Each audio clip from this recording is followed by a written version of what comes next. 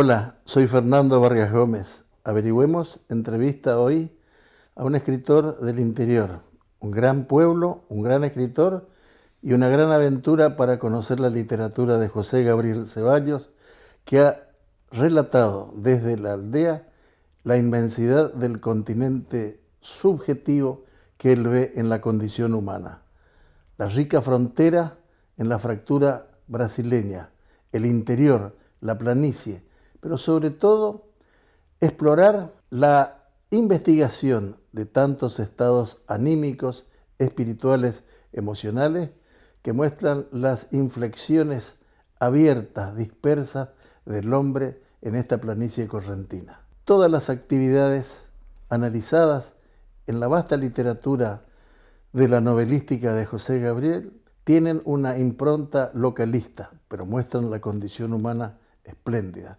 Desde las enfermedades que han hecho tortuoso la aceptación, el rechazo y las oposiciones narradas en Víspera Negra, tan ricas en toda la descripción de las perversidades, extravíos y condiciones morales ambiguas de nuestra sociedad, hasta aquellas otras magníficas que muestran la condición clandestina de seres humanos con otra condición que han mostrado tener una impronta y dejaron una huella.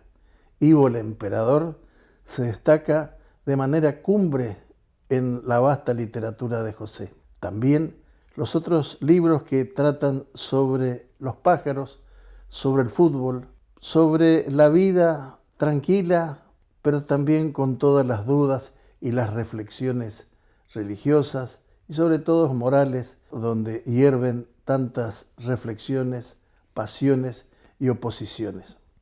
José Gabriel es abogado y ha sido premiado vastamente y reconocida su calidad espléndida en diferentes premios que le ha dado la lengua española.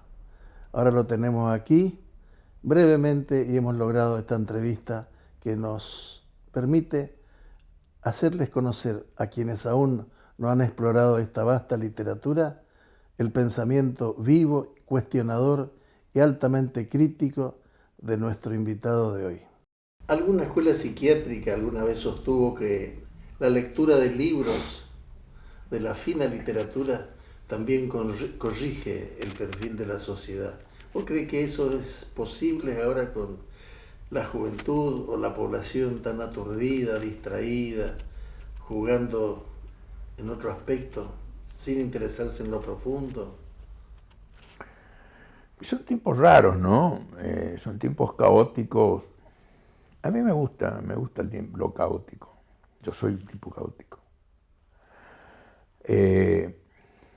Los chicos leen hoy más en la pantalla, no leen sistemáticamente como leemos nosotros, ¿no? Vamos a hacer los grecolatinos, no. Después vamos a hacer la literatura francesa, vamos a hacer, qué sé yo, el existencialismo de Camus. Hoy son anárquicos y quizás ese apego a la pantalla contribuye un poco a dispersarlos más, pero lo anárquico es bueno. La filosofía hoy es anárquica. La filosofía no está aquella filosofía que empieza acá, empiezo a explicar el ser y la nada, intentar explicarlo y termino explicando el supermercado de la esquina, no sé, esa cosa que nosotros cuando leíamos filosofía era qué coherente este tipo, ¿no? Qué coherente. Yo lo que te puedo asegurar es que se está escribiendo mejor que nunca, o sea, lo que se está produciendo, aunque no tanto acá en Argentina, porque acá en Argentina, claro, nosotros tuvimos esos fenómenos como, qué sé yo, Borges, Manucho, Sábato, Cortázar, ¿no? Pero también es cierto que hoy como que bajamos la vara, ¿no? Porque creo que por las crisis económicas, las editoriales trataron de vender más fácilmente, con mayor facilidad, y los grandes temas universales, digamos, así como que se soslayaron. No es aquel Borges o aquel Cortázar que tenía una búsqueda estética, ¿no? O aquel Manucho que tenía esa preciosa búsqueda estética que hacía él. Es mucho más modesto el enfoque hoy de los chicos. Yo trato de comprar mucha literatura nueva. Para mí lo importante es leer, leer es lo que me hace escribir. Pero es como que cuando yo leo y estoy con una obra que me entusiasma, también soy muy anárquico para leer, pero es como que estoy encima de una ola que me lleva ineluctablemente hacia la escritura. O sea, me entusiasma, Conmueve. me conmueve y me empuja, no sé por qué. ¿Hay un destinatario para eso, local o universal? Bueno, estamos ahí en las complejidades de la literatura, ¿no? Yo creo que el arte es catarsis más comunicación. Son dos cosas importantes. Ahora, al principio creo que es catarsis, ¿no? A ver, son distintos niveles de catarsis. Lo de la poesía eso es obviamente mucho más intensa, ¿no? Es una pulsión, casi pura pulsión. Lo de la narrativa es un poco más tranquila y tiene otra coloratura, digamos. La comunicación viene generalmente con la corrección. Ahí Con el otro. con el otro. Ahí empezás a pensar en el lector, y el primer lector sos vos, es obvio, ¿no? Mario Lebrero dijo en uno de sus talleres literarios, está en un libro por ahí, leer es, uno escribe leyendo y lee escribiendo. Claro, yo cuando escribo me tengo que leer, es obvio eso, ¿no? Y cuando leo estoy escribiendo el libro que el otro me propuso, pero en realidad estoy escribiendo el libro para mí, es mi manera de ver lo que el otro me propuso, ¿no? El caos, lo volcánico, lo anárquico me entusiasma. Por ejemplo, te voy a dar un ejemplo. Hace muy pocos días yo detecto un poeta muy jovencito que vive en Uruguay, a través de una amiga del Brasil que escribe en portuñol, poesía en portuñol. Bueno, empiezo a hablar del tema con mi hija Estefanía, que es poeta. Empezamos un poco a aproximarnos a esa beta, a ver qué se estaba haciendo. Y termino en un poeta que escribe en el portuñol salvaje, que es un tal Douglas Diegues, que vive en Río de Janeiro. Es una poesía de un voltaje infernal, pero imagínate, el tipo escribe en un portuñol aderezado o no, incrustado, digamos, con el guaraní. Parece una poesía, te digo, uno de los hallazgos más intensos que tuve en poesía es este chico, es un chico joven. El tema es lo que puede romper lo hecho, ¿no? Pero no por el hecho de romperlo, de querer romper lo hecho, sino romper lo hecho con un mensaje de que se puede ir más allá. Tú estás seguro que se están escribiendo cosas hermosas, como esa que te contaba, que la creatividad sigue latente y punzante. En relación a esa revelación espiritual y funcional de el dueto entre el escritor y el lector, ¿imaginás que debieras darle un mensaje o es la sociedad la que te va inspirando para que vos escribas? Yo descubrí bastante después de Buenavista, cuando entré ya en Buenavista, porque Buenavista nace cuando nosotros nos vamos con Dolly de acá de Corrientes. Yo me recibí acá en la facultad, laburé unos 3 años acá, y de pronto tuve que ir a laburar a algo que detesto y que detestaba ya, y ahora detesto, que es el campo, ¿cierto? Con códigos distintos, una cosa no estaba en mis planes, y que nunca me gustó. Y fue como un mandato familiar, porque mi familia era un matriarcado, eran todas mujeres grandes, viudas, ¿no? Y el único tipo ahí que podía hacerse cargo en un momento dado era yo. Y bueno, ya había llegado el momento de hacerme. Y tuve que ir con mucho miedo. Entonces yo ya tenía 2 libritos de cuentos editados acá, muy chiquitos, que se llamaban Los Ciudadanos y Juanita de Ariera cambia de oficio. Fue mi primera experiencia en narración. Posterior a la experiencia de poesía, que fue una pésima poeta, escribí porquería. Tenía esos 2 libritos de cuentos y cuando me tuve que ir al Alvear sentí la necesidad de ir porque había que hacerlo. No, yo tengo que cambiar también mi temática, o si no allá, no, yo no, me voy a morir, ¿no? Yo no voy a poder escribir lo que escribía acá, que era la bohemia, del el bar Florida y toda la fauna esa de las prostitutas nocherniegas y los personajes, el vendedor de diarios y el borrachín del bar y tal. Eso es Los Ciudadanos y eso es Juanita Diariera. Voy a escribir sobre el pueblo, pero a mí me topé con un problema que era el realismo mágico. Estaba muy de moda este tipo García Márquez, ¿no? Un escritor que me apasiona. Imagínate en aquel tiempo cuando era una gran novedad, ¿no? Se me va a pegotear por todos lados García Márquez. Y entré en pánico. Pero por suerte tuve amigos que me ayudaron, yo ya tenía amigos que me estaban ayudando, sobre todo acá en el Chaco, en la Facultad de Letras. Y bueno, con esa ayuda me dicen, no, tenés que ir encontrándole el color a tu pueblo. Es distinto del realismo mágico, ¿no? El realismo mágico es pirotécnico, esto es paleta atenuada, esto es grisura, esto se mueve más con fantasmas que con seres vivaces, ¿no? Y bueno, fue encontrando esas notas propias de... Pero yo no pensaba en Alvear. Yo empecé a escribir Buenavista con mi parentela y por odio. El primer cuento es un cuento, lo conté hace poco, contra mi abuelo. Porque mi abuelo fue el gran patriarca, ¿no? Murió cuando yo tenía 10 años. Médico y cantante de ópera, le gustaba la ópera.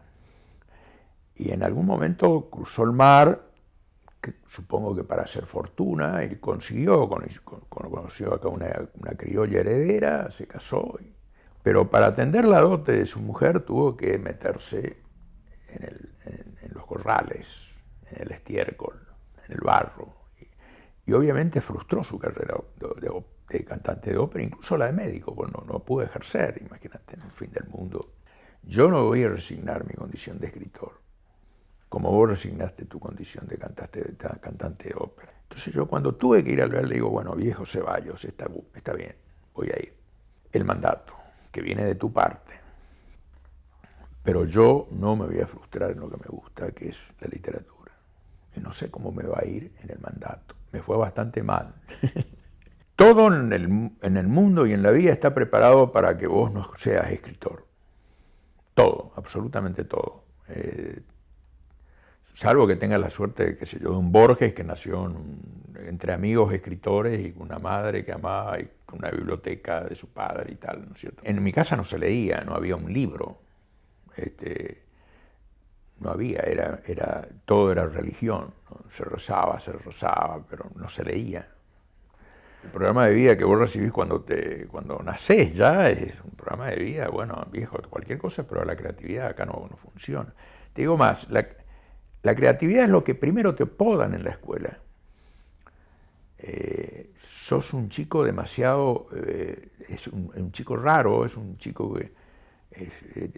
taciturno, callado, crítico. Sí, o volador, qué sé yo.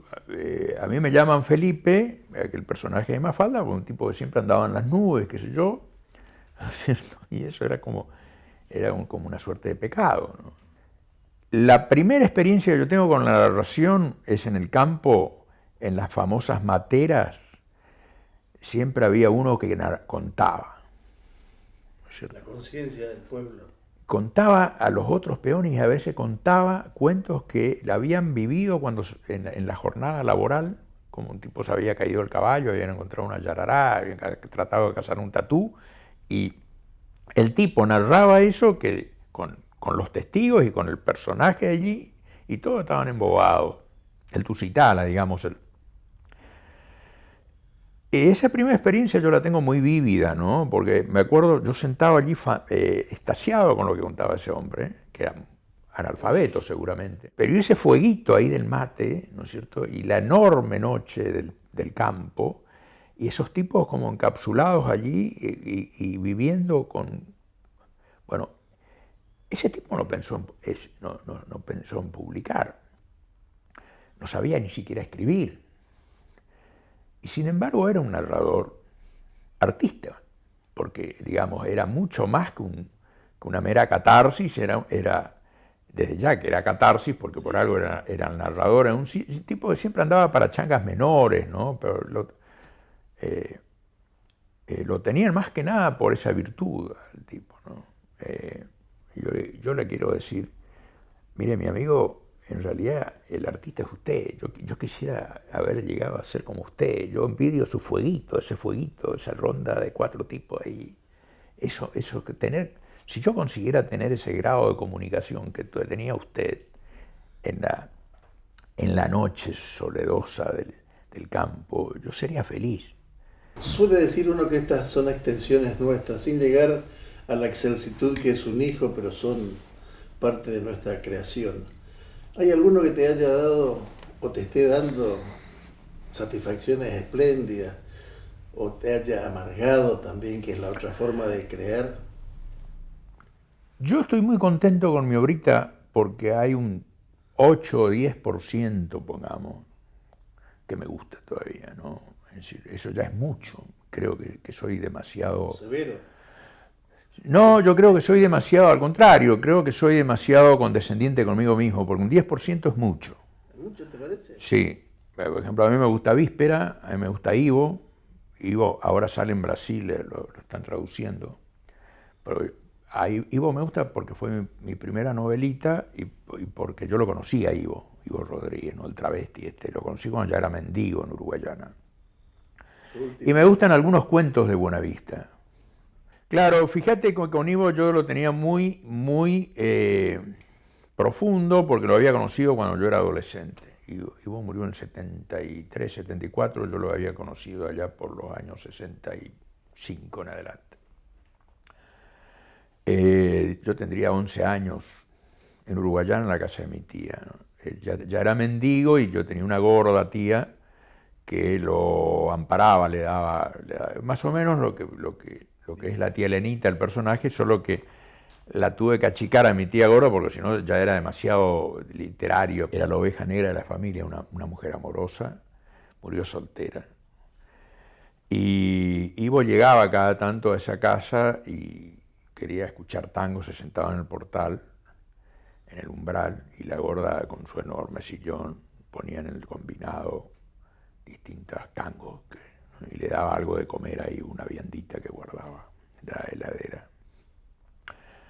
Y Ivo amaba el tango y el paroxismo era la comparsita. Obviamente eso era muy mal visto por el resto de la familia de mi madre, de allá en Brasil, porque Ivo era un proxeneta, digamos, una oveja. Y a mi tía gorda no le importaba mucho porque de hecho ella era la oveja negra de la familia, ¿no? Y yo la amaba entrañablemente porque me hallaba mucho ahí. Yo allí aprendí a fumar, a leer revistas non santas. Había un prostíbulo haciendo cruz allí, por la calle Montecaseros, y bueno, las prostitutas venían a la vereda a hablar cuando tenían pocos clientes y me tenían en el regazo, ¿no? Yo tenía 10 años, era una maravilla esas mujeres, toda pintarrajeada, y yo comiendo helado Quibón con ella. Era una cosa así tan extraña, para mí, en Alvear, imagínate. ¿Qué palabra de aliento vos le darías ahora a los jóvenes que están buscando, indecisos y vacilantes, un camino donde afirmarse? Yo siempre hablo de la autoconfianza, que crean en sí mismos, que confíen en su imaginación. Te decía hoy, todo está preparado para que no imagines. Y bueno, que crean en la imaginación, en su propia imaginación, que confíen en su imaginación. Después viene todo lo otro, ¿no? Y que abran eso. Yo tengo un amigo brasileño que tiene un poema muy lindo que se llama Crear. Él dice, crear es ver el fin del mundo, es mirar el fin del mundo apoyado en la ventana. Mirando el fin del mundo, gozosamente apoyado con los codos en una ventana. Este comentario de Gabriel sintetiza el espíritu laborioso del pensador. Ser crítico, asegurarse en la autorreferencia y mantener inteligente rebeldía. Quedémonos con esa idea, fuerza. In the beginning,